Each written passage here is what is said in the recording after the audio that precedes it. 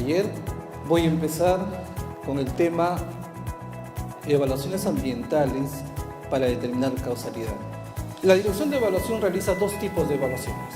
Una que es las evaluaciones ambientales tempranas y otra que son las evaluaciones ambientales que determinan causalidad.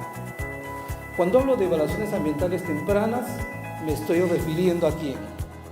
A todas las unidades fiscalizables nuevas, a esas actividades o a esas instalaciones que están en exploración, que están a un paso de pasar a explotación. Y cuando hablo de unidades fiscalizables en operación cierre o abandono, me refiero a esas unidades que ya vienen trabajando, ya vienen operando, ya tienen 5 años, 10 años, 15 años operando, e incluso algunas ya están en etapa de cierre. Y cuando hablo de abandono, me refiero a las actividades de hidrocarburos, ¿no? Lo que se llama en minería se dice cierre, en hidrocarburos, plan de abandono. Dentro de las evaluaciones ambientales tempranas, las EAT, como les mencioné, para proyectos que tienen un EIA semi-detallado en la etapa de exploración, que están a punto de pasar a la etapa de explotación, y en este caso el EIA es detallado. ¿Cuál es la finalidad?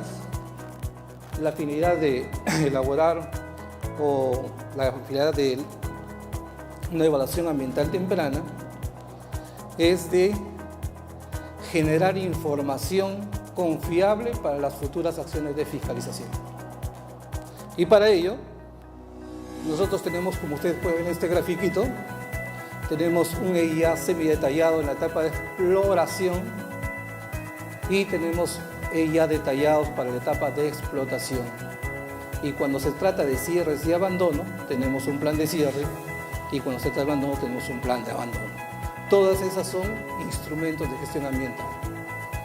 Adicionalmente, es una oportunidad para articular los sistemas ambientales establecidos en el CINEFA y en el Sistema de Evaluaciones de Impacto Ambiental. ¿Qué se evalúa? La calidad ambiental de agua y sedimentos, evaluamos flora, fauna y hidrobiología, evaluamos geoquímica en componentes de mineros, petroleros y otros, prospección física, geofísica, calidad ambiental de suelo y aire, etc. ¿Cuál es la finalidad de estas evaluaciones ambientales tempranas? 1. Recuperar confianza. 2. Articular acciones. Y 3. Prevenir conflictos. ¿Para qué lo hacemos? Lo hacemos con la finalidad de que haya un equilibrio entre el desarrollo sostenible y la prevención de la contaminación ambiental. Dentro de la evaluación ambiental temprana existen etapas. Estas etapas son 7. La coordinación previa, la convocatoria, la inscripción a los programas de inducción, la inducción, la presentación de la propuesta del plan, la ejecución del monitoreo ambiental participativo y también los talleres de presentación de resultados. ¿Quiénes participan? Los administrados, la población en general, las instituciones del Estado y todas las instituciones que quieran participar, también pueden ser sociedades privadas. Y para eso tenemos una base legal que ustedes pueden ver que hay 2 resoluciones que están en la parte inferior que dan soporte, que digamos, a estas etapas. Ustedes pueden ver, este es el área de influencia directa de un proyecto que está en exploración y que tiene un EIA semidetallado. Y ahí ustedes pueden ver la vista con la ubicación de futuros componentes de un proceso minero, pero ya en un EIA detallado. Si ustedes analizan un poquito o miran un poquito a esta diapositiva, pueden observar que tenemos ahí los componentes. Como pueden ver ahí tenemos el tajo, tenemos botadero, tenemos chancadora, tenemos planta de concentrados, incluso hay un túnel de derivación de un río, ¿no? Para evitar la contaminación en este proyecto, por ejemplo, se va a hacer un túnel, se va a ir al curso del río para que no tenga contacto, digamos, y evitar que el río se contamine. Estos son los proyectos que estamos interviniendo este año como evaluaciones ambientales tempranas. Como ustedes pueden ver, tenemos ahí 11 proyectos. Evaluaciones ambientales que determinan causalidad. Ese es el tema de hoy, pero he querido hacer un pequeño preámbulo con respecto a todo lo que son evaluaciones ambientales tempranas. Las evaluaciones ambientales que determinan causalidad, el tema de hoy. Para realizar esta evaluación, seguimos los siguientes pasos. 1 es la planificación, 2 es la ejecución, 3 es el diagnóstico y 4 son los estudios especializados. Dentro de la planificación, para nosotros la planificación es muy importante y le damos mucha importancia en la planificación. ¿Por qué? Porque aparte de que tenemos digamos, un documento que respalda las intervenciones, que está en el Planefa 2018, donde están los proyectos, tenemos que los especialistas, los encargados de hacer la evaluación, lo primero que tienen que hacer es revisar los instrumentos de gestión ambiental. Todos los instrumentos de gestión ambiental que tenga, digamos, el proyecto. Hay proyectos que tienen solamente un instrumento, hay otros que tienen modificatorias, hay algunos que tienen 2, 3. Todos esos instrumentos de gestión ambiental tienen que ser revisados por los evaluadores. ¿Qué más utilizamos? Información de otras instituciones. Por ejemplo, el ANA nos hace llegar algunos informes de la vigilancia que ellos realizan, que digamos a nivel de cuencas. Entonces, eso nosotros también lo tomamos como insumo. ¿Qué más hacemos dentro que digamos en la planificación? Determinación de los componentes ambientales a evaluar. ¿Qué vamos a evaluar? ¿No? Entonces, puede ser que evaluemos agua, sedimentos, suelos, aire, hidrología, etc. Depende del proyecto, veremos qué es lo que vamos a hacer. ¿Qué más hacemos dentro de la planificación? Determinación de los puntos de muestreo. La verificación de los requisitos exigidos por las empresas para realizar los trabajos de campo. Y esto es importante. Las empresas, ustedes saben que nosotros vamos a hacer las evaluaciones ambientales en el área de influencia directa de los administrados. Entonces ellos tienen sus requisitos, que ya nosotros ya los conocemos, porque como ya tenemos un poco de experiencia, ya lo conocemos. Primero, ¿qué nos exigen? El certificado de salud ocupacional. ¿Qué más nos exigen? Los EPPs. ¿Qué más debemos tener? Los seguros.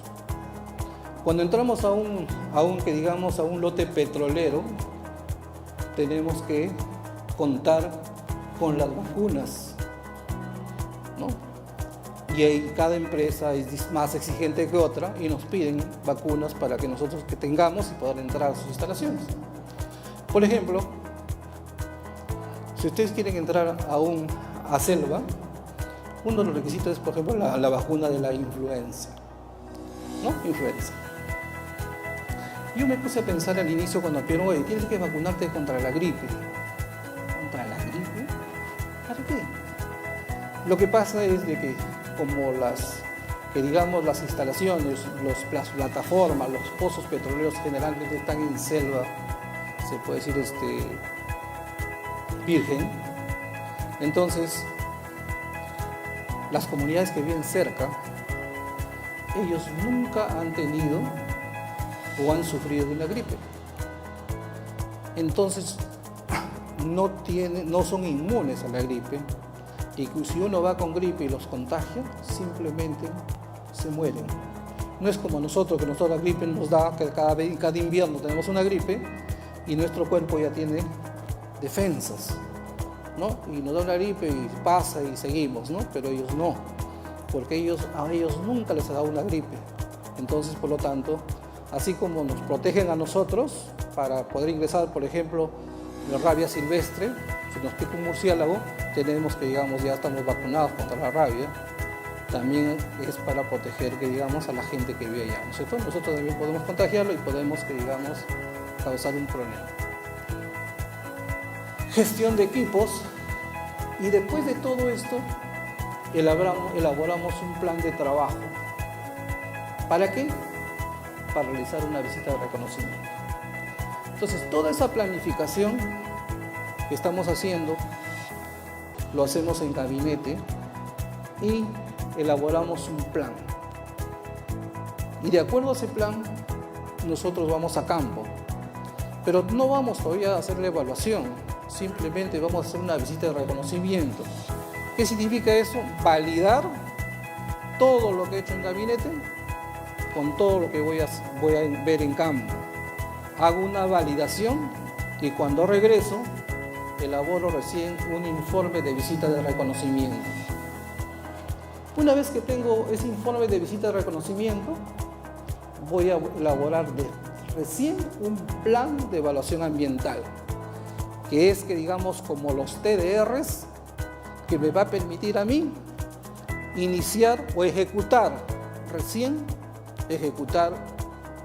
la evaluación ambiental o ejecutar el trabajo de campo. Entonces, dentro de la ejecución tenemos, si es participativo, como ustedes vieron, había 7 etapas. Si es participativo, se realizan las etapas previas a la ejecución. Luego de todo esto, se toma las muestras de componentes ambientales establecidos en el plan de trabajo, que nosotros lo llamamos como PEA, Plan de Evaluación Ambiental. Cuando regresamos de campo, nosotros, si encontramos evidencias de anomalías en el diagnóstico integral de los componentes ambientales, se realizan estudios especializados. Pero si no, simplemente ahí terminamos con todo lo que es, que digamos, la evaluación. Entonces, si encontramos, que digamos, algo anormal, alguna anomalía, entonces programamos para realizar los estudios especializados. ¿Qué estudios especializados realizamos? Puede ser tomografía geoeléctrica, hidrogeología, hidroquímica, hidrología, mapeo geológico, nivel de fondo, modelo receptor, metales en tejido de músculos y peces, flora, fauna, bufedales, etc. Estos son lo que ustedes ven en esta diapositiva. Son, que digamos, observaciones comunes identificadas en las evaluaciones ambientales del 2016 y 2017. Tenemos, por ejemplo, en minería, ¿qué hemos encontrado? ¿No? En minería, lo que hemos encontrado son afloramientos, por ejemplo, ubicados en zonas circundantes a los componentes mineros. ¿Qué más hemos encontrado? Lixiviación de metales pesados en componentes mineros. ¿Qué más hemos encontrado? Efluentes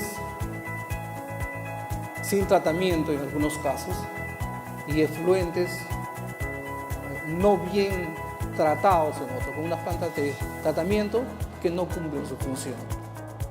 Es decir, que lo que sale de la planta de tratamiento no cumple con los límites máximos permisibles para efluentes minero-metalúrgicos cuando se trata de minería, o efluentes líquidos del sector de hidrocarburos cuando se trata de hidrocarburos.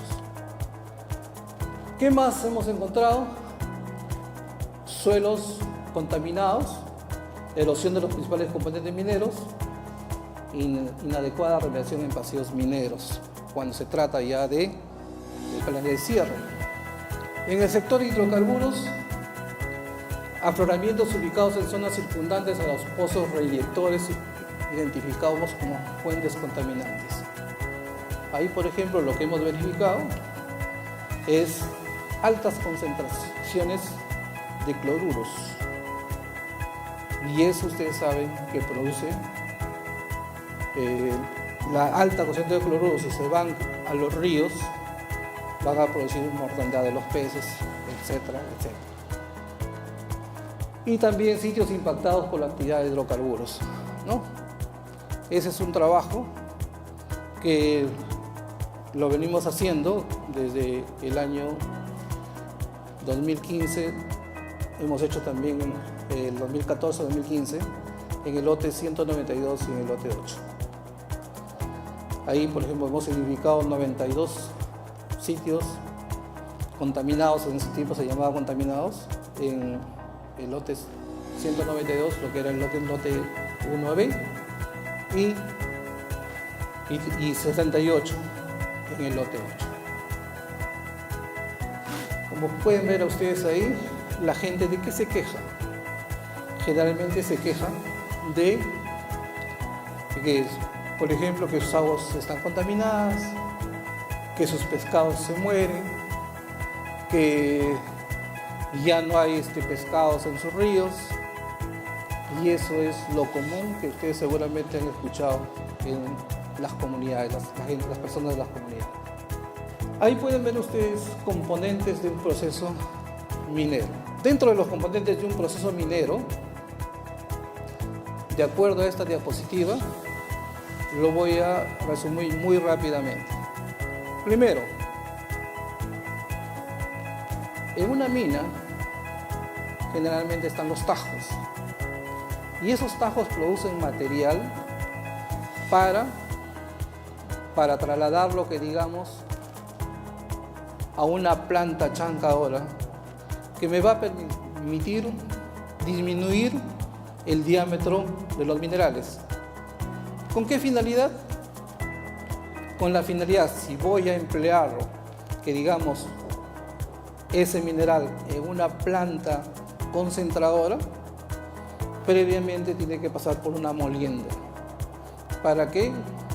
Para que el mineral sea más fino y yo pueda flotarlo. En una planta concentradora lo que se hace es agregar un colector y un espumante que me va a permitir flotar el metal que yo quiero concentrar. Por eso se llama concentrador.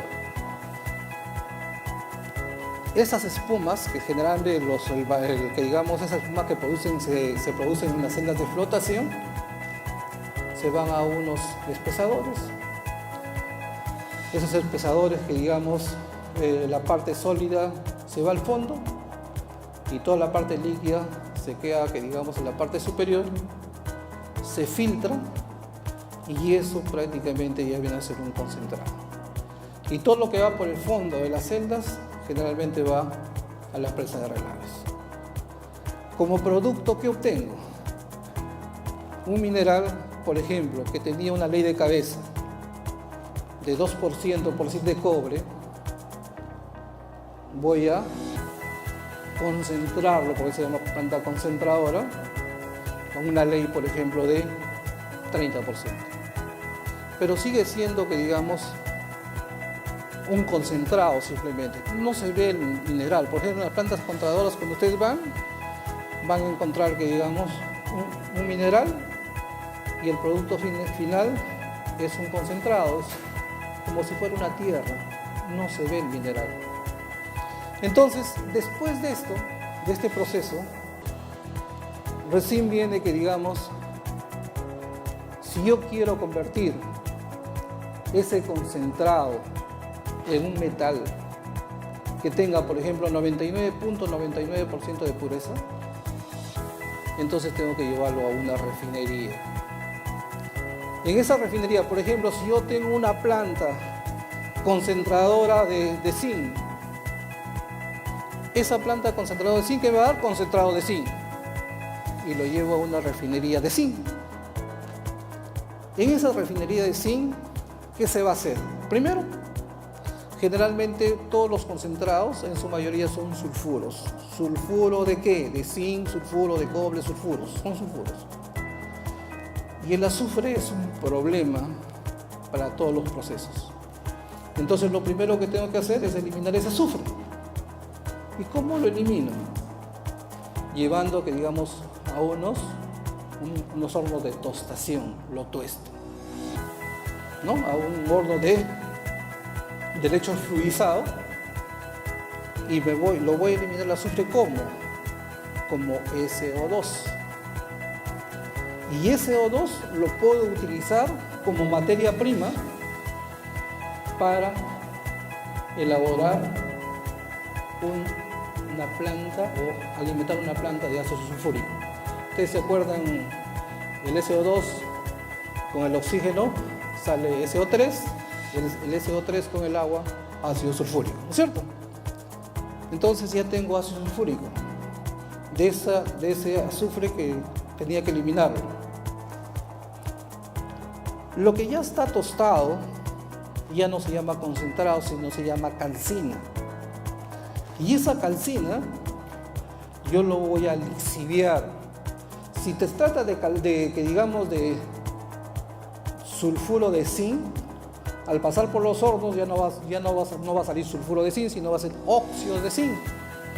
Y esos óxidos de zinc lo puedo alimentar a reactores, a tanques, reactores, y ahí con el ácido sulfúrico que yo mismo estoy produciendo en esa planta, realizo, que digamos, una operación de lixiviación. Lo lixivio. Posteriormente, ya en ese proceso de lixiviación, ya no tendré óxido de zinc, sino que sulfato de zinc. Ese sulfato de zinc lo purifico. ¿Cómo? Primero tengo que hacer necesariamente la decantación para que los sólidos se vayan al fondo y que, digamos, la parte líquida me quede en la parte superior de los espesadores. Esa parte líquida es el sulfato de zinc. Ese sulfato de zinc lo paso a una planta de purificación y le adiciono, por ejemplo, polvo de zinc para precipitar todos los contaminantes, porque se entiende que el zinc no viene solo, ¿no? Un concentrado de zinc no viene solo, viene de zinc, manganeso, cobre, fierro. Y no solamente se forma sulfato de zinc, sulfato de cobre, sulfato de todo lo que hay en un concentrado. Pero la idea es sacar el zinc al 99.99% de pureza. Entonces todo lo demás para mí son contaminantes, entonces tengo que eliminarlo. Y generalmente se emplea el polvo de zinc para precipitarlos y seguir el procedimiento. Entonces, una vez que ya tengo, que digamos, ese sulfato de zinc y ya precipité sus contaminantes, lo filtro y lo vuelvo a alimentar a un decantador. En ese decantador, todas las que, digamos, los sólidos posibles se van a ir al fondo y toda la parte líquida va a quedar en la parte superior. Y eso ya tengo, que, digamos, un sulfato de zinc, pero que todavía contiene impurezas. Entonces, ¿qué se hace para eliminar las impurezas que quedan? Eso se envía hacia una planta de electrodeposición. ¿Y qué es una planta de electrodeposición? Es una planta de electrólisis. ¿Se acuerdan de electrólisis? ¿Qué es el electrólisis? Ustedes cuando estudiaban en la universidad, o muchos de ustedes todavía están estudiando en la universidad, ¿se acuerdan que el catión, que es positivo, se pega al cátodo, que es negativo, ¿cierto? Entonces, en este caso, el zinc, que es un catión, se va a pegar ¿a dónde? Al cátodo. Y para ello también utilizo, ¿qué? Como electrolito, porque si no hay electrolito no funciona esto, el ácido sulfúrico que yo mismo produzco.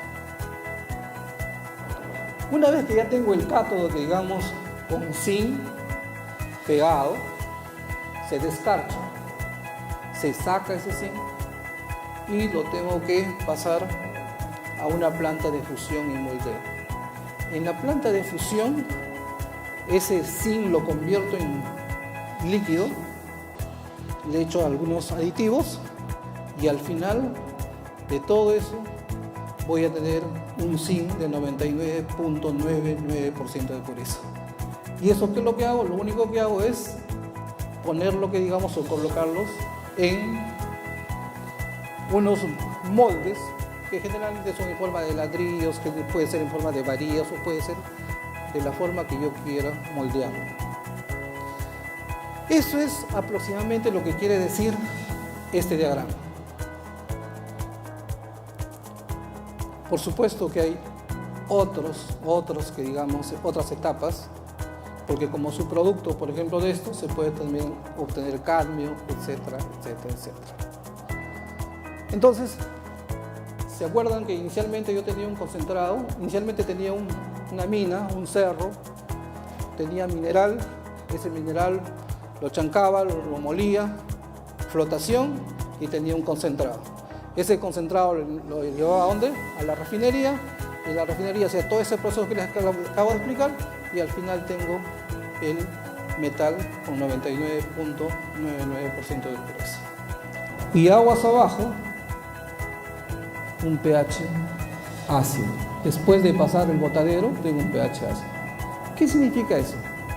Que algo está ocurriendo, algo está pasando, ¿no es cierto? Porque si tengo arriba neutro, ¿por qué se hizo ácido?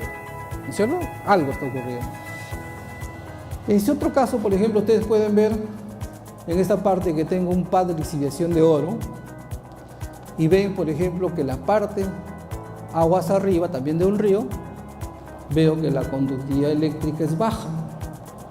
Sin embargo, pasa el área de influencia del pad de lixiviación y tengo una conductividad alta. Por ejemplo, un río cualquiera, conductividad aguas arriba, 500 microsiemens por centímetro.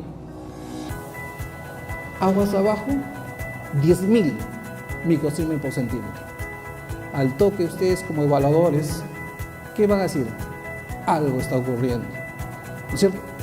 Y la conductividad, ¿qué me da la conductividad? Me va a decir que la concentración de metales se ha incrementado, ¿no es cierto? Bien.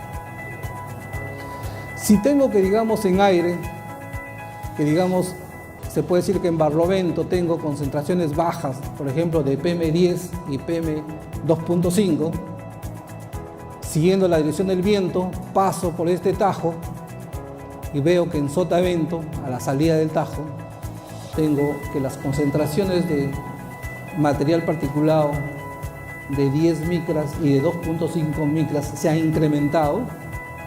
¿Qué significa? Que algo está ocurriendo, ¿no es cierto? Bien. Esos son los indicios que tiene que conocer el evaluador, ¿no? Y no solo el evaluador, cualquier persona que vea estos cambios, pues sabe que algo está ocurriendo, ¿no es cierto? Bien. Acá ya tenemos un ejemplo que digamos ya más definido. Y acá, por ejemplo, vemos que este es un área de explotación. Acá tengo, por ejemplo,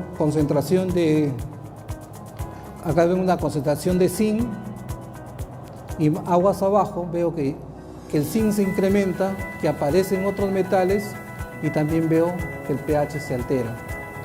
Algo similar en este lado, también tengo que aguas arriba solamente hay manganeso, pero aguas abajo, por ejemplo, tengo que el manganeso se incrementa y hay plomo, zinc y también hay alteración del pH.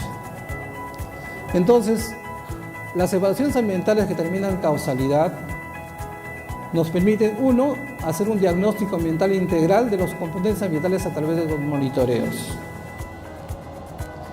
Y dos, si encuentro alguna anomalía, como les dije, algo está ocurriendo, entonces tengo que realizar algún estudio especializado. Por ejemplo, lo común. La gente se queja, por ejemplo, mucho que sus truchas están contaminadas, están enfermas, tienen úlceras, tienen bultos, tienen tumores, tienen de todo. Se quejan y nos mandan una denuncia. Nosotros vamos a campo. ¿Qué es lo que hacemos? Vamos a hacer un estudio de metales en tejido e hígado de peces.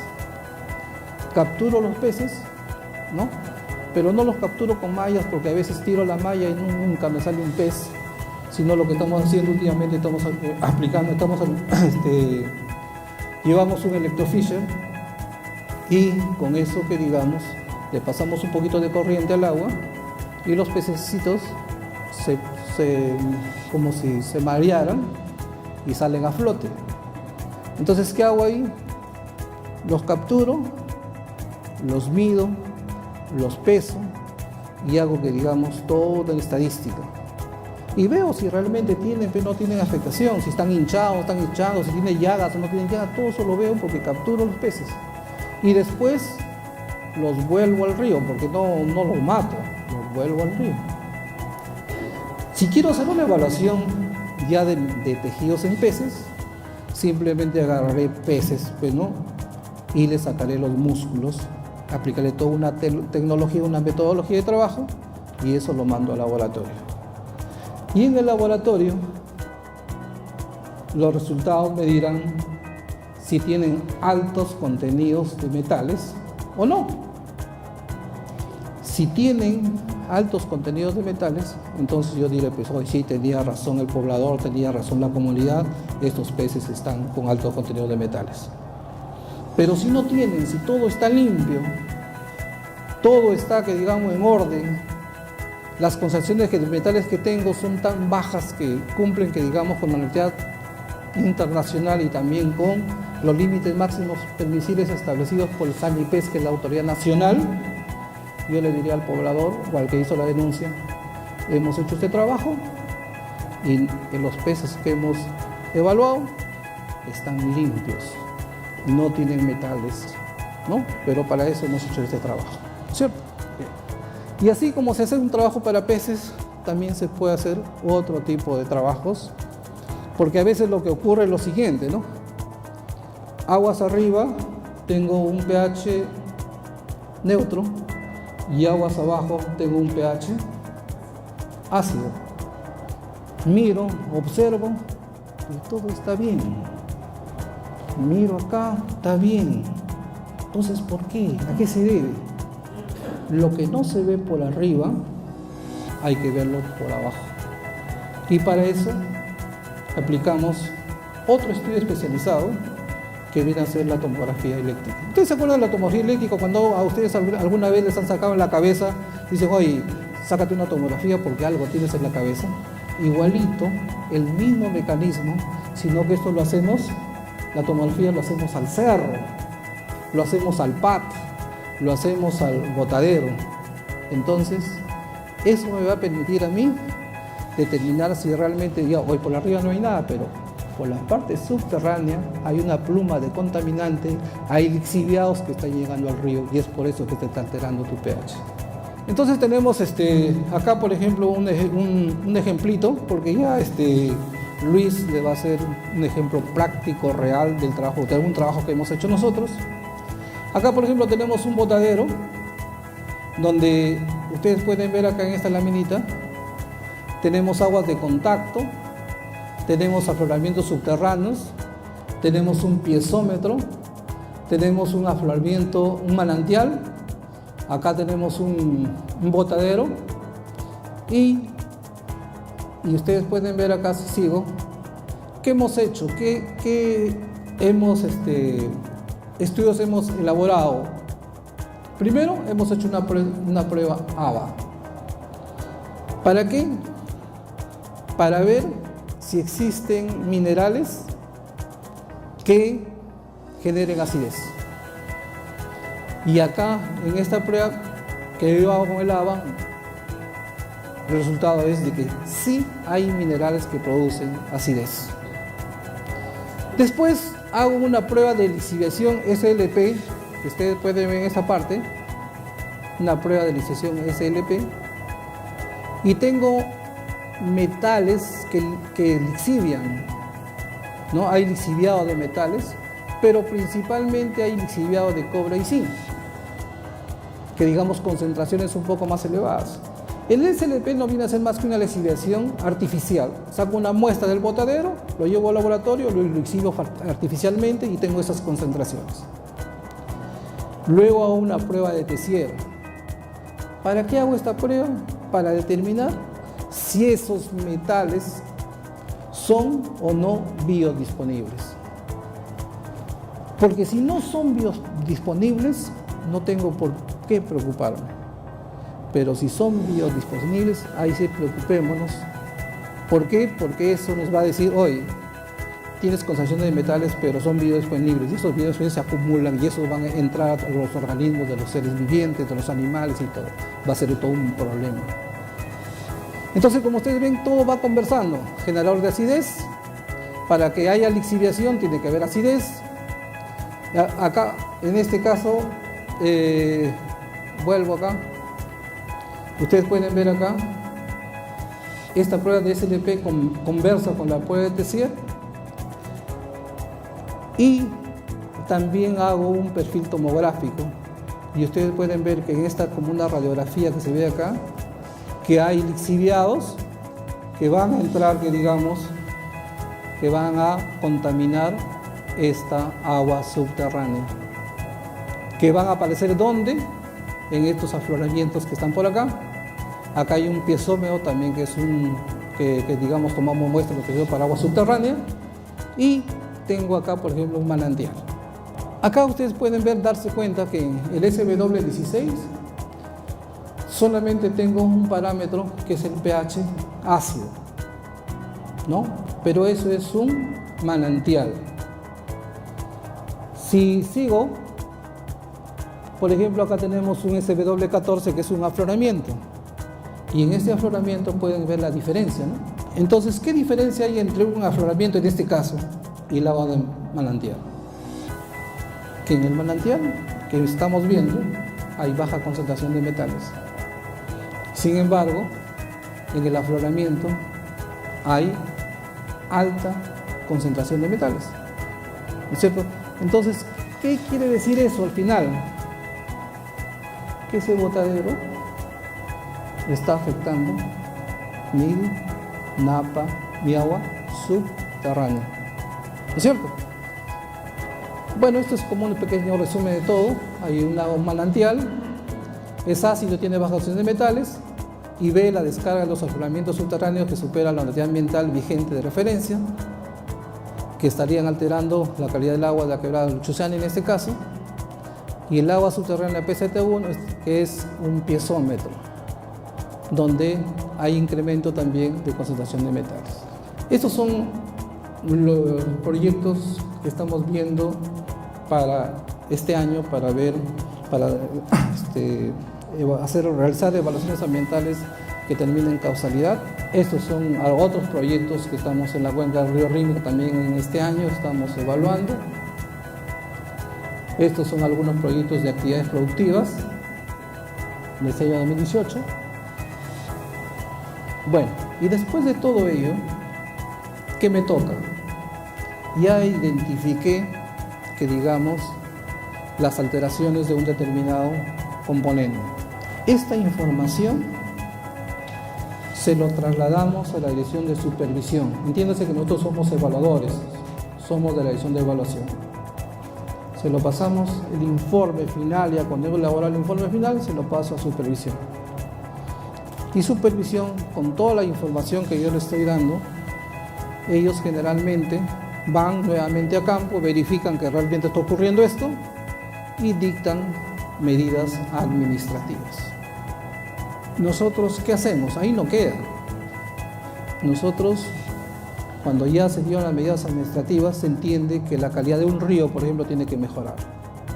Entonces entramos a vigilar, a hacer la vigilancia, ¿no? De todo lo que hemos hecho, entramos a hacer la vigilancia para ver que en el tiempo el recurso con estas medidas se vayan recuperando.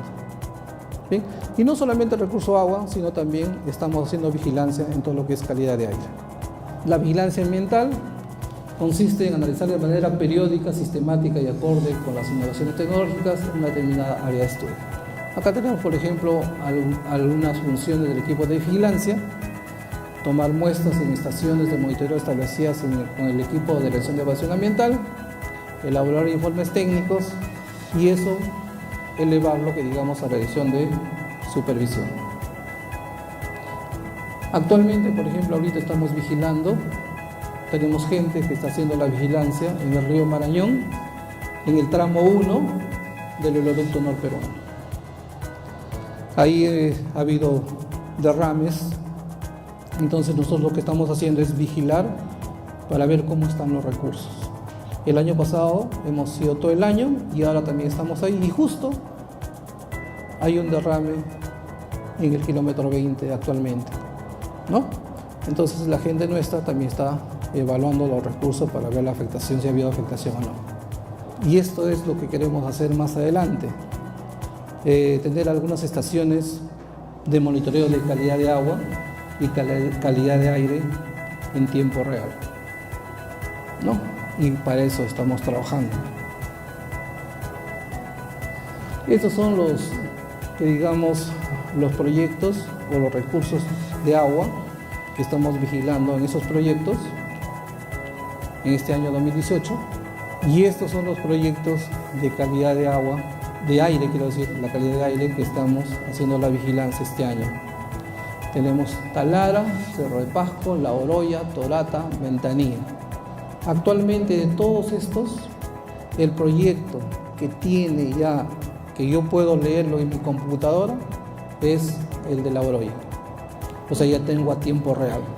Estamos trabajando con Cerro de Pasco, ¿no?, en Paraya, y ya está monitoreando, y estamos también en la implementación de Torata en Moquegua, Talara, cerca a la refinería de la nueva refinería de Talara, y también tenemos acá en Ventanilla, en Perú, pero esto no va a ser a tiempo real, sino eso va a ser, en forma con equipos manuales, ¿no? Por la cercanía lo podemos hacer.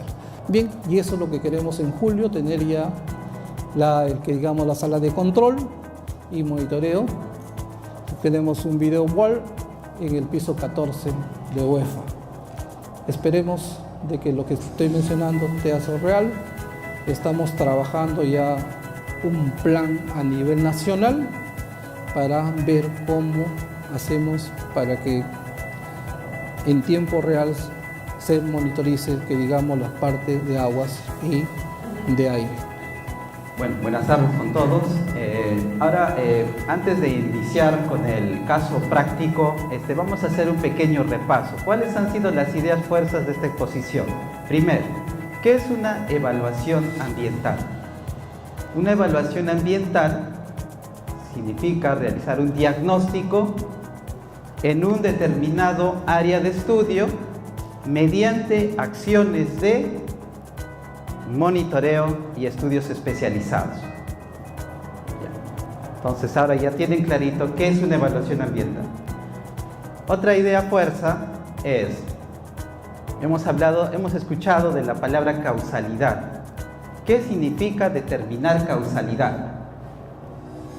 Significa demostrar una transgresión de los estándares de calidad ambiental como consecuencia de una inadecuada operación por parte de un componente de un proceso. Entonces ya tienen esas ideas fuerza que ustedes ya lo deben de tener presente. Continuando con el caso práctico. Antes de hacer una evaluación ambiental que determina causalidad, ¿qué debemos conocer? Ya el ingeniero Walter lo dijo, ¿no? Yo debo conocer primero el problema. Puede haber dos tipos de problema. Un problema que sean reales, o también puede haber problemas que solo sean percepción. Pero a veces cuando una percepción no se aclara, entonces eso también puede generar un conflicto socioambiental. Y eso hay a veces bastantes casos, ¿no? Entonces es nuestra tarea de nosotros o confirmar el problema o desmentirlo. Y para ello, nosotros no solo podemos decirlo pues así, no, todo está bien, tenemos que tener los sustentos necesarios para decir ello. ¿Qué más debo conocer? Debo conocer la ubicación del proyecto o de mi área de estudio, ¿no? No solo conocer la ubicación exacta, o sea, debo saber en qué distrito, en qué provincia, en qué departamento se ubica mi proyecto que yo voy a estudiar. Como ya el ingeniero Walter, por ejemplo, dijo, nosotros a veces realizamos este tipo de evaluaciones con participación de la ciudadanía. Entonces, no solo a veces es suficiente conocer el distrito, sino también debo conocer las comunidades que existen dentro de un área de influencia de un proyecto. Recuerden que para determinar causalidad, nuestro área de estudio va a ser el área de influencia directa. En los antecedentes, ¿qué debo conocer? ¿Por qué para mí es importante los antecedentes? Ahí yo debo conocer la historia del proyecto, o sea, yo debo saber cuándo inició su exploración, se hizo modificatorias o no, cuándo se aprobó su estudio de impacto ambiental. ¿Qué más debo saber? Debo conocer la línea de base. ¿Qué más? ¿Qué información más me interesa de los antecedentes? Si antes de que ellos inicien su trabajo existía otra empresa o había pasivos, entonces yo debo, antes de iniciar esta evaluación, debo conocer el proyecto que yo voy a evaluar, ¿no? También, ¿por qué es importante la geología? Es importante porque yo con esta información,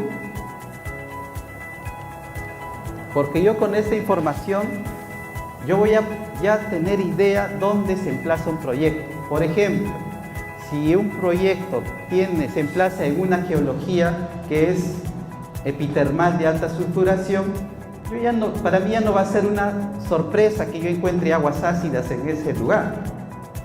Pero si mi proyecto está emplazado, que tiene una geología scarp, por ejemplo, ahí para mí no va a ser una novedad que yo encuentre aguas que tengan pHs altos, ¿no? Entonces, es importante para nosotros también conocer la geología en donde se emplaza un proyecto. ¿Qué más es para mí importante? El proceso de producción. Si yo no conozco el proceso, ¿cómo voy a hacer una evaluación? ¿Cómo voy a poder determinar la causalidad? No puedo. Entonces yo debo de saber todo el proceso, desde cómo inicia hasta el producto final. ¿Qué reactivos se utilizan para cada proceso? ¿Qué tipo de explotación se realiza? Si es a tapa abierto, si es subterráneo, ¿no? Entonces, toda esa información a mí me ayuda para que yo pueda hacer una evaluación ambiental. Solo conociendo todo ello, yo puedo hacer una buena evaluación. Entonces, vamos ahora a relacionar esto, lo que les he dicho, con el estudio que realizamos en el proyecto Arasa. Por ejemplo, en este proyecto, ¿cuál era el problema?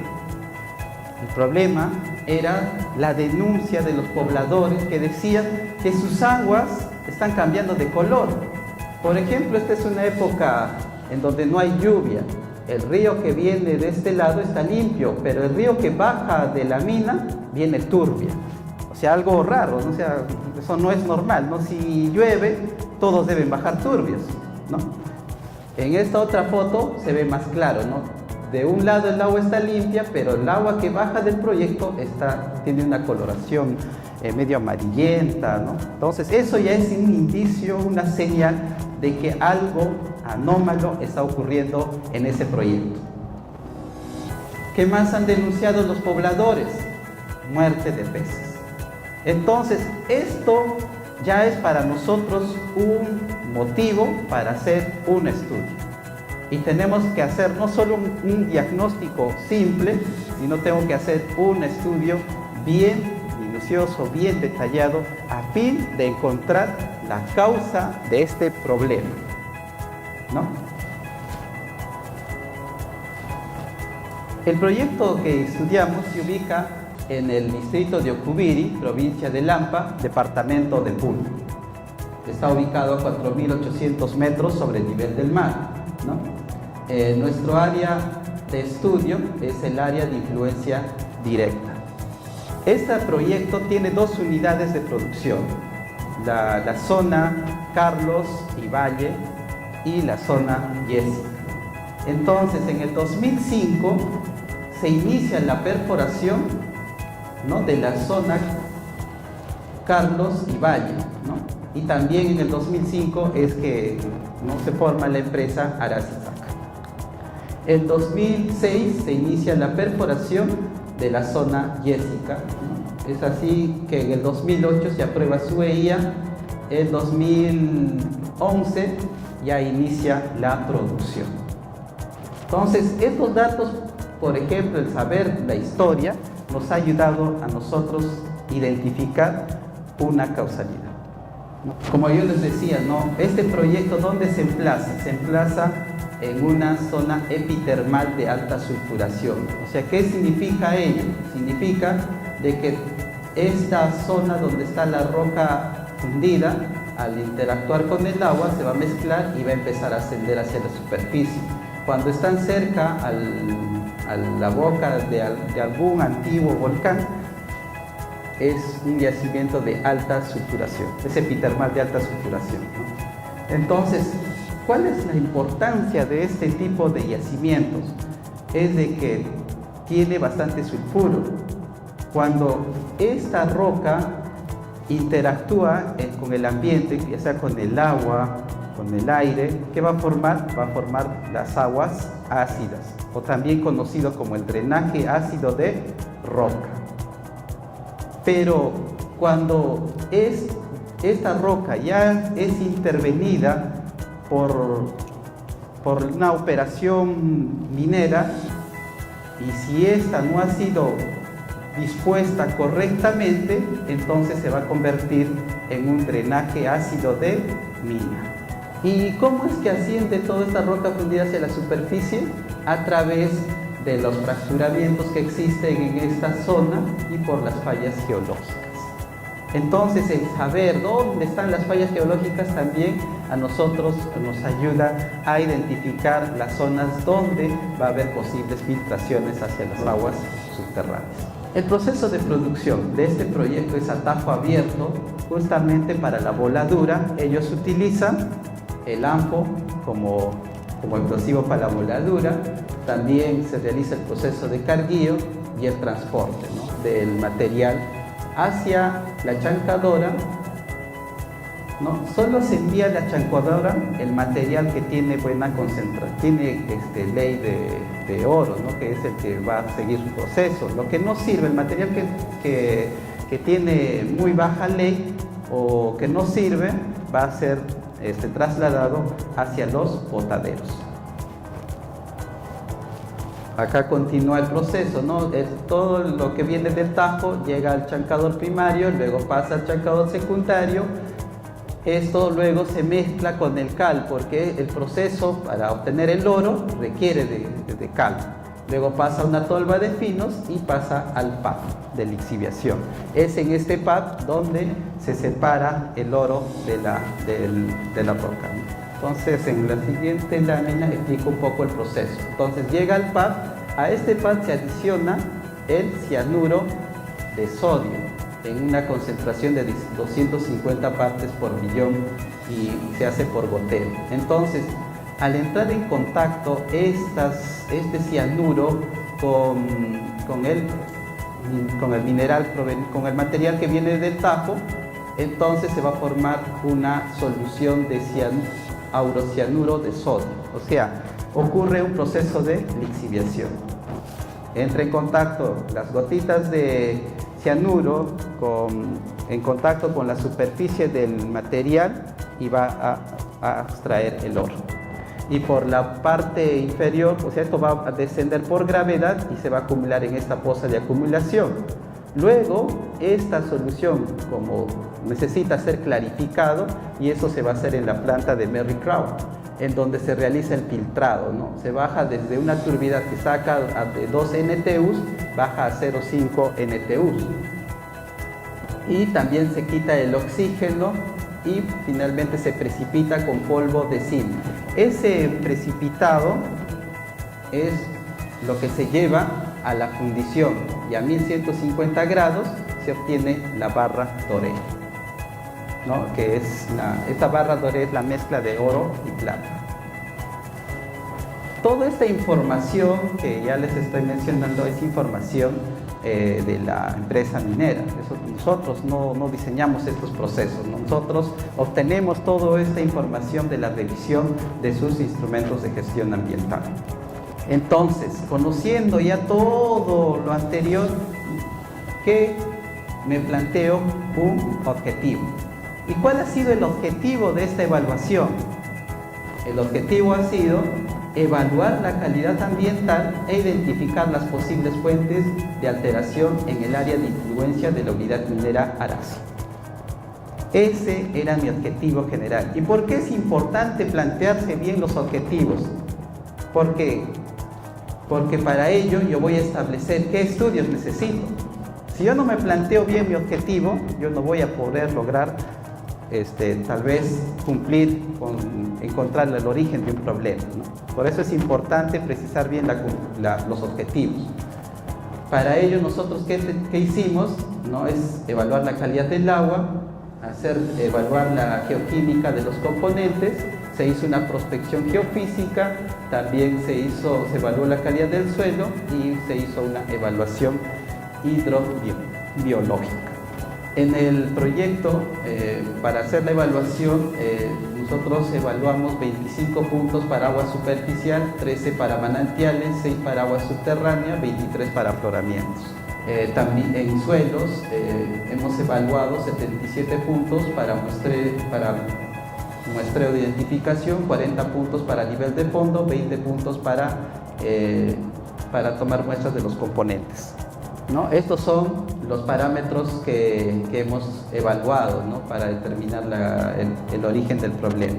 Recuerden que todos estos parámetros tienen que estar asociados con la actividad que genera el proyecto y también con los minerales que yo puedo encontrar en el entorno, ¿no? De acuerdo a su geología. Recuerden que todos los proyectos se ubican en zonas mineralizadas. Entonces, en base a toda esa información es que yo me planteo estos parámetros. ¿Sería correcto en esta zona donde hay un yacimiento epitermal de alta sulfuración pedir, qué sé yo, hidrocarburos? No tendría, de verdad, sentido, ¿no? Porque eso no está relacionado tal vez con la actividad. O en un yacimiento o en una mina que voy a obtener cobre, ¿va a ser necesario que yo evalúe el cianuro? No tiene sentido. Habría un gasto insulso de presupuesto. Entonces, todos estos parámetros tienen que estar alineados con el proyecto. Bueno, también para evaluar la calidad utilizamos pues los estándares que están vigentes, ¿no? Para el caso de este proyecto usamos la 015-2015 del MINAN, que es el ECA para agua, y referencialmente para evaluar los afloramientos y manantiales y aguas subterráneas. Recuerden que no hay un estándar para aguas subterráneas ni para los afloramientos, ¿no? Ni manantiales. Por eso es que usamos referencialmente estos estándares. Por ejemplo, acá hay les cuento a medida de anécdota. Cuando se estaba realizando la evaluación, el personal encontró pues un charquito posado de agua. Entonces ellos se acercan y miden, ¿no? el pH y era ácido, ¿no? Entonces ellos dicen, ¿qué pasa acá? O sea, puede haber algún afloramiento. Entonces empiezan a investigar, ¿no? Y al investigar se toman muestras de los suelos y ahí pues nosotros hemos demostrado de que los suelos generaban acidez y esa pocita se estaba formando por el contacto de la lluvia con el suelo. Pero luego nos dijeron, pero esta zona ya está vacía, o sea, yo no lo he hecho.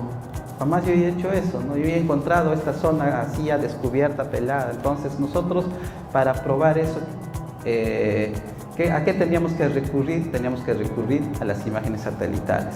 Entonces, al trazarnos desde cuándo empezó esta operación en esa zona, entonces ahí con las imágenes satelitales pues descubrimos de que esa zona no estaba pues disturbada, sino que eso ya había sido provocada por la actividad. Entonces, nosotros no solo para hacer ese tipo de estudios,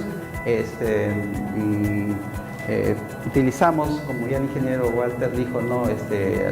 la tomografía para ver qué ocurre en el subsuelo, sino también utilizamos las imágenes satelitales. Y así, ¿no? Para suelos también utilizamos el estándar de calidad para suelo, ¿no? Aprobado con el decreto 02/2013, MINAO. Esto ya tuvo ¿no? ya modificatorios. Estos estándares son los que se utilizaron para evaluar este proyecto. También nosotros, para demostrar el origen de algo, también nos apoyamos con otros estudios, ¿no? Como son la hidroquímica. En algunos proyectos hemos llegado a utilizar la isotopía, ¿no? La hidroquímica, acá, ¿por qué nos ayudó acá la hidroquímica? Como pueden ver, todos los colores verdecitos son los manantiales y el azulito es el agua superficial. ¿Dónde está ubicado? En esta gráfica, que es el diagrama de Flickling, ¿no? Por ejemplo, te dije, la mayoría está concentrado acá. ¿Qué significa que esté concentrado en este cuadradito? Significa que el pH va a ser ácido y con baja concentración de metales. En cambio, los afloramientos que hemos encontrado, ¿dónde se ubican? En esta zona. Y esos que tienen alto metal y alta acidez, que son característicos ¿de qué? De un drenaje ácido de mina. O sea, ya eso ya nos daba más indicios, ¿no? O sea, es como decir, ya era otra información más importante para nosotros. Entonces ahora lo que faltaba era cómo amarlo con una fuente, ¿no? Y eso lo vamos a ver más adelante. Entonces, en una evaluación ambiental también es importante tener bien definida mi cronograma, ¿no? Porque si yo no tengo bien definida mi cronograma, a veces me puedo confiar con el tiempo y no voy a lograr con mis objetivos. Entonces tiene que haber siempre una disciplina también con el manejo de tiempo, o sea, cuándo hago mi actividad, desde cuándo a cuándo empiezo con la elaboración de mi informe, ¿no? Entonces es importante tener bien definidas sus cronogramas.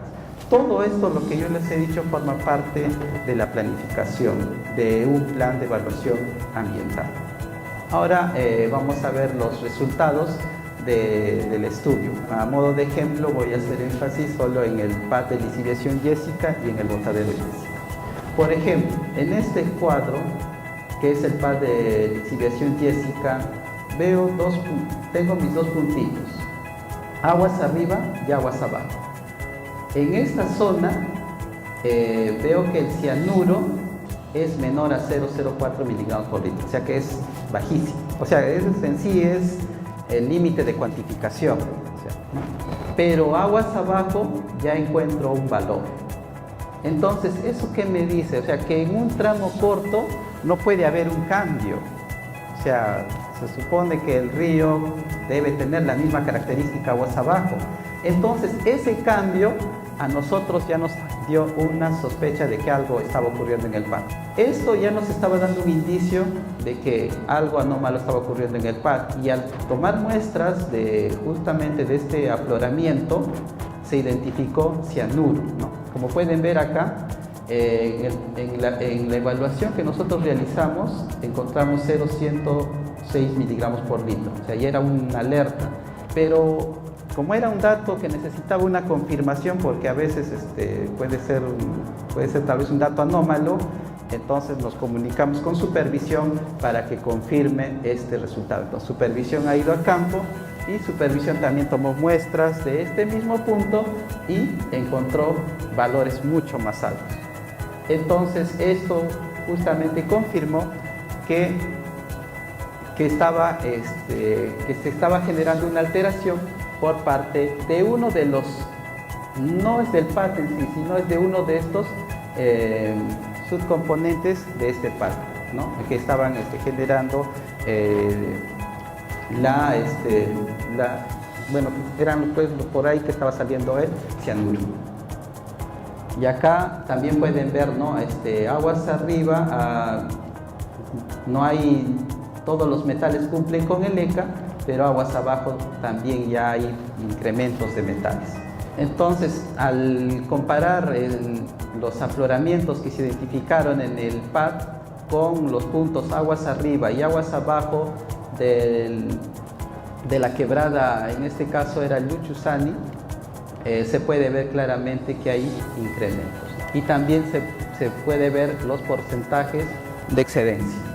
Esto ya incluso el ingeniero Walter también lo adelantó. Por ejemplo, en este caso, para este caso, los puntitos negros son los afloramientos, el puntito azul es un agua de contacto que se tomó para relacionar, ¿no? Comparar, y también tenemos el piezómetro, ¿no? Como acá podemos ver el botadero, y también a este botadero se le hizo pues se le hizo una caracterización para ver qué cosa tiene este botadero, y justamente estos son los resultados, ¿no? Tiene estos metales, y también se le hizo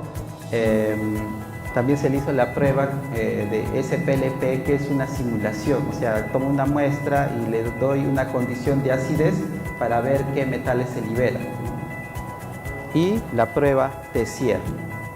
Entonces, todos estos parámetros ya me indican de que está habiendo, o sea, hay una relación entre los metales que encuentro en el botadero con los que encuentro en los afloramientos. Entonces yo ya estoy encontrando ya una relación. Pero para confirmar esa relación necesito saber cómo es que eso se está moviendo. Entonces era otra pregunta que nos hacíamos, ¿no? Entonces ahí interviene la geofísica. Entonces la geofísica es para ver qué ocurre en el subsuelo. Como pueden ver, esto te da como una fotografía, ¿no? Y el color azulito es justamente el lixiviado. ¿Cómo se forma ese lixiviado? Recuerden que la lluvia va a entrar en contacto con el material, y ese hecho que entre en contacto va a generar un drenaje ácido de mina. Entonces, ese drenaje ácido de mina es lo que se está aflorando, y no solo aflorando, sino también se está infiltrándose hacia las aguas subterráneas. Eso es lo que hemos demostrado para este caso. Pero no solo con palabras, ¿no? Tenemos que sustentarlo. Entonces, ¿qué hemos hecho para sustentar ello? Como pueden ver, ¿no? El afloramiento tiene varios parámetros que exceden el ECA, y el manantial solo el pH. ¿Por qué debía haber un pH ácido en un yacimiento epitermal?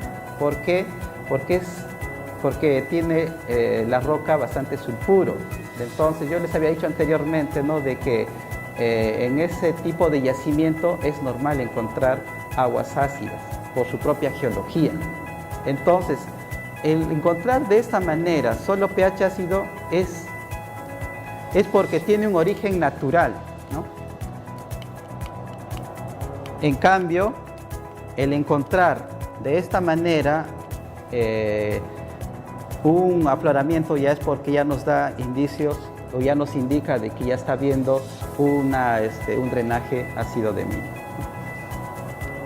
Entonces, y acá, bueno, se hizo más comparaciones, ¿no? Este es el agua de contacto con los afloramientos, entonces te presentaba similares características. Aquí, bueno, también se hace la comparación del aguas arriba, perdón. Estos son los afloramientos y aguas abajo, o sea, ya se ve un cambio, ¿no? Y no solo a veces es suficiente para nosotros el hacer, digamos, o sacar una conclusión con los datos que se hizo en la evaluación, sino que también nosotros debemos cruzar esa información con la línea de base. Entonces, ¿cuáles eran los resultados de la línea de base, ¿no? En los años 2005, 2006 hasta el 2010? Todos los resultados, en el mismo punto, ¿no? Aguas abajo del PAD, presentaban concentraciones que cumplían con el ECA. Pero cuando nosotros hacemos la evaluación, ya hay un valor que incumple con el estándar. Entonces, eso confirmó la alteración. Y no solo ello, nosotros para ver si había generado ello un impacto, también hicimos estudios hidrobiológicos. Entonces, ¿qué pasaba aguas arriba? Que había bastantes especies, y aguas abajo había una reducción. Entonces, con todo ello, como ustedes habrán dado cuenta, para determinar la causalidad o demostrar la transgresión, se tiene que hacer varios estudios y se tiene que sustentar correctamente, ¿no? Y para demostrar que el agua subterránea se había contaminado, ¿qué es lo que hicimos? Igual, tomar muestras incluso estos datos los sacamos del propio dato de la empresa, ¿no? Porque las empresas nos envían sus informes trimestrales. Entonces nosotros toda esa información también lo procesamos, lo sistematizamos. Entonces con la propia información de ellos nos pudimos dar cuenta de este comportamiento en el agua subterránea. Entonces, por ejemplo, ¿dónde empieza a aumentarse ya la concentración? Desde el 2013. ¿Y cuando dijimos que empieza el proyecto a producir? Entonces ya se dan cuenta que hay una relación. ¿Y cómo yo saco esta relación? Conociendo su historia. Entonces, podemos ver de que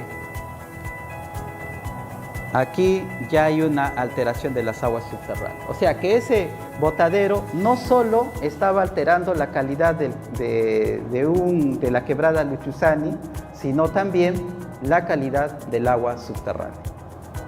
Entonces, se han dado cuenta que hemos tenido que amarrar no solo los estudios de agua, sino hemos tenido que amarrar con el estudio, o sea, conocer la composición del botadero, hemos tenido que hacer una prueba de simulación SPLP, hemos tenido que hacer una prueba ABA para ver si ese material generaba acidez o no, y hemos tenido que hacer una prueba de Tessier. ¿Pero qué es una prueba de Tessier? Con esta prueba yo puedo determinar cómo un mineral se encuentra en el ambiente. O sea, es una especiación. Entonces, con este estudio yo puedo saber si el mineral, si ese metal está de forma biodisponible, o es que está asociado a los carbonatos, o está asociado al hierro manganeso, está asociado a la materia orgánica, o forma parte de la estructura del material. Entonces, con ese estudio yo voy a saber cómo es que ese metal que yo he encontrado se encuentra en el ambiente. Y dependiendo de ello, yo voy a tomar las acciones inmediatas, ¿no? Había proyectos en donde nosotros hemos encontrado plomo con más del 60% de biodisponibilidad y que estaba cerca a una escuela de niños. Entonces ahí nosotros tenemos que intervenir, pero de inmediato, ¿no? Entonces, para proteger la salud de los pobladores que se encontraban próximos a ese componente, ¿no? Pero eso lo hicimos en otro proyecto, ¿no? Para el caso de ello, tiene otro tratamiento, ¿no? Y acá, igual como el anterior, se hizo la comparación aguas arriba y aguas abajo para los metales, ¿no? Que se identificaron como el aluminio, hierro, zinc, níquel, ¿no? En conclusión, estos afloramientos estaban alterando esta quebrada Luchusani. ¿Y estos afloramientos de dónde vienen? Vienen de un inadecuado manejo de este botadero. ¿Cómo lo hemos demostrado? A través de la tomografía geoeléctrica. O sea, cómo es que por dónde ha entrado el lixiviado. Y cómo hemos llegado a ver si había un impacto o confirmar la alteración con la línea de base y los estudios hidrobiológicos, ¿no? Ese es en resumen. Bueno, también hicimos suelo. Ya estudios de suelo en zonas próximas a esos componentes. Pero para ello, ¿nosotros qué hacemos? Nosotros tenemos que definir un área de potencial interés, pero ese área lo hacemos justamente haciendo un recorrido por cada componente, viendo, ¿no?, por dónde puede ser que se mueva el material. O sea, tenemos que ver si hay huellas de escorrentía. O sea, tenemos que ver pruebas, o ver, ¿no?, por dónde yo puedo ubicar mi área. ¿Qué significa un área de potencial interés? Es el área en donde yo sospecho que ese suelo puede estar alterado o contaminado. Entonces yo ahí es donde defino, ¿no? Y al hacer ese trabajo, de 10 áreas que hemos definido, en 7 hemos encontrado presencia de arsénico, que obviamente incumplen los estándares de calidad ambiental.